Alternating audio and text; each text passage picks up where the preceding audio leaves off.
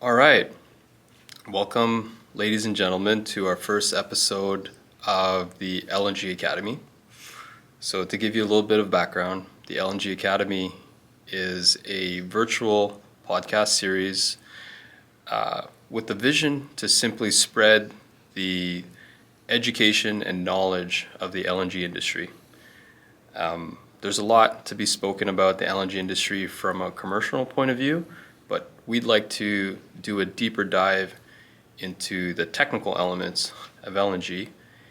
And we believe that this is something that not only we could benefit from, but the industry as a whole. So we're very excited to launch today our very first episode. And our first episode today, of course, Freeport LNG, the incident that happened this year. So we're going to be doing a deeper dive into this incident, and I'm sure it's on top of mind of a lot of people right now, and we're going to do our best to unpack it from a very technical lens, a very factual, fact-based lens. What is the summary right now of the reports that have been released? Thank you, Alex. So before we start, I would like to mention 4 very important documents here. The FEMSA notice for proposed safety order issued on June 30, the RCFA summary released by Freeport LNG on November 15. On the same day, a heavily redacted copy of the RCFA report that was published by FEMSA. And most recently, the engineering information request sent on December 12 that followed the FERC site visit on November 30. We will try to avoid market rumors and speculative tweets that have been mostly covering the commercial side of the story. What really happened at Freeport LNG, in your opinion? Yes. So let's go through the sequence of events. So on the morning of June 8, 2022, at approximately 11:28, an incident occurred at the Freeport liquefaction plant that resulted into the release of LNG, leading to the formation and ignition of a vapor cloud and subsequent fire at the facility. Fortunately, there was no injuries reported, and the fire was extinguished after 40 minutes. There was no physical impacts on the liquefaction train, the storage tanks, or the loading facilities.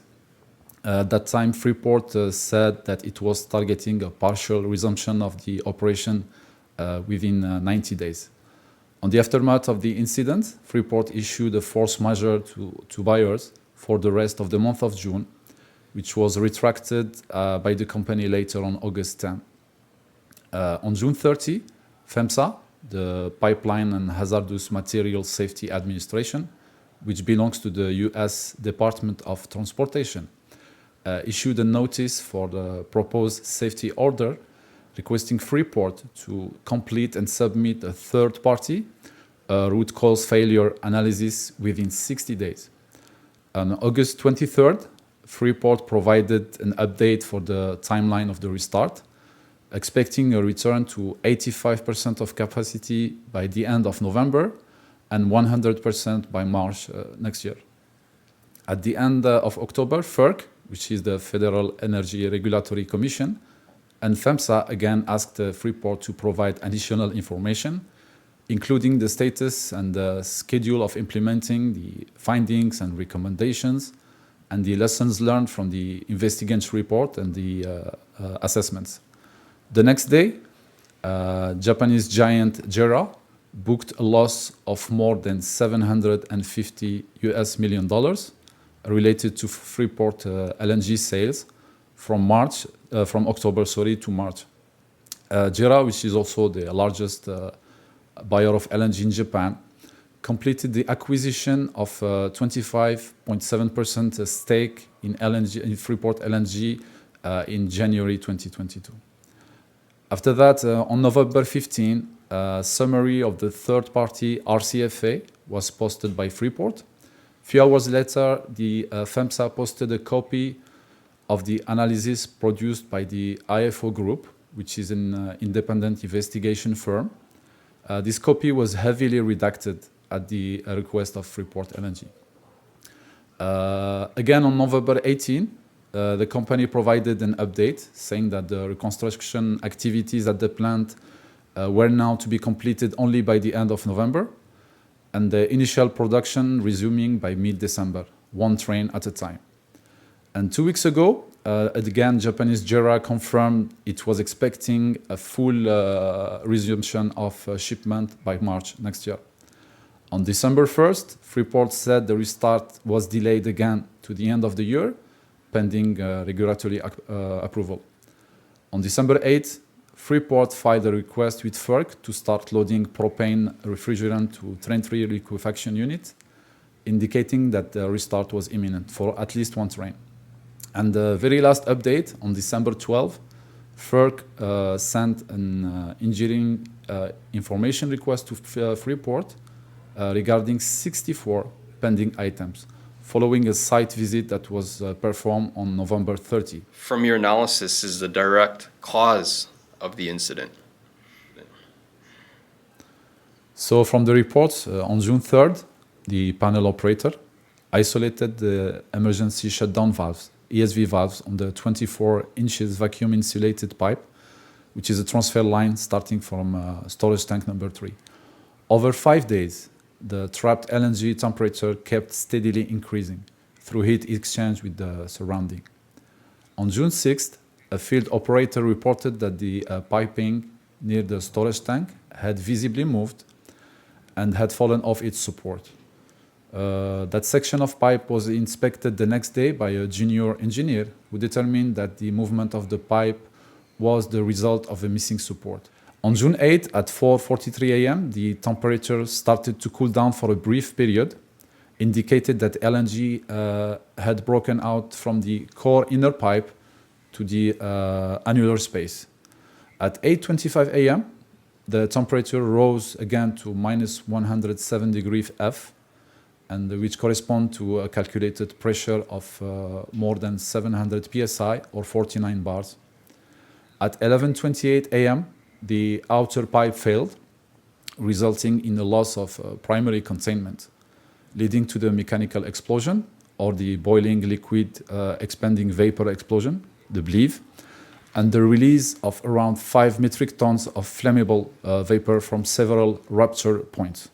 9 seconds after, the vapor cloud ignited, creating a huge fireball that was recorded on CCTV. What about the series of events that led to the incident, that led to this fireball? Yeah. Mm-hmm. Obviously, the root cause was trapping cryogenic liquid inside the pipeline. The explanation of why the panel operator decided to close the downstream and upstream emergency shutdown valve of that particular line is redacted in the RCFA.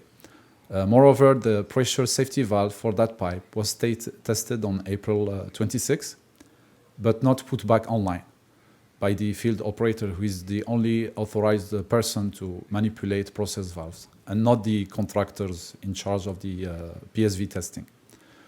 The line was then left without overpressure protection for several weeks, leading to the incident.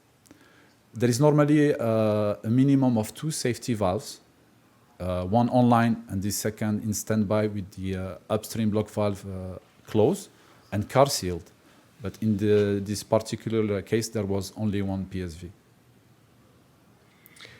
All right. From your experience, Mehdy, do you think this could have been prevented? I would say that I have read all the reports in full. And I have to say that the IFO group provided an excellent investigation report without overlooking the human factor. There are particular points that I would like to mention based on my own experience.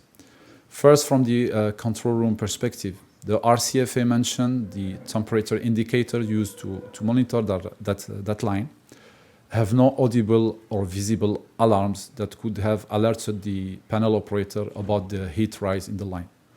Also, it was noted that the DCS display is monochrome, meaning it is difficult for the panel operator to differentiate between a closed and open valve. The panel operators also complained about an unusual excessive amount of alarms, even for out-of-service equipment, which is abnormal. And from the field perspective, the absence of a PSV checklist, car seal audits, and procedures are clear shortcomings from the management, I think. What were the contributing causes, Mehdy? Yes. So I have been in the shoes of the field operator and the panel operators for more than 20 years. And I will not put the blame on them or their supervisors. The RCFA highlighted several high-level issues, like the inadequate hazard studies, the failure to follow MOC procedures and requirements, the poor alarm management, the absence of dynamic alarms, and the subpar DCS interface. Operator fatigue as well. It's a recurrent issue in the industry, and most LNG trains are understaffed. Over half of the staff at Freeport worked more than 120% of their scheduled hours, which is really significant for operators who are on 12-hour shifts. There is a proven causal link between operator fatigue and incidents. How would you evaluate Freeport's response to this whole incident? We have seen the company making significant changes to the way it operates the facility, and including changes to procedures, hiring additional operators, as well as focusing on improving its training program and with the creation of new functional departments. Freeport is also reviewing its plant operating scenarios and has launched the revision of its safety process approach. The 64 pending points that were mentioned in the engineering information request sent by FERC cover mostly procedures. So I think that we can expect Train 3 to restart very soon. The company suffered a huge blow to its reputation. And after more than 6 months of outage, like I said, the company and the shareholders lost more than 120 cargoes of LNG at a time when prices have reached a record high. So I'm sure the management will do its best to restore Freeport LNG credibility. This is also a valuable lesson for the global LNG industry and the community. Safety does not happen by accident. And I know that right now several LNG facilities across the globe are reviewing their car seal and PSV audit procedures. But what about training? What about mentorship programs to ensure that skills and expertise are flawlessly transferred to new operators? What about competency management when everyone is talking about leadership? We are entering what is probably, I think, the last phase of growth for the LNG industry. It is time to embrace our core values and we continue preserving the LNG industry excellent safety record. Well said, Mehdy. Well said. And that's really the vision and value of this series, is to spread that knowledge, to ensure the integrity of this industry, this great industry that has a very good safety record, and hoping that we could prevent some of these accidents from occurring again through some of these lessons, and hoping that those lessons be spread, discussed, and talked about. So I thank you very much, Mehdy, for this. This has been very valuable. Welcome. I hope the audience found this as a very valuable podcast. That's all the time we have today, but we look forward to the next episode, and we hope that everyone has happy holidays and a happy new year and a very prosperous 2023. Thank you. You're welcome.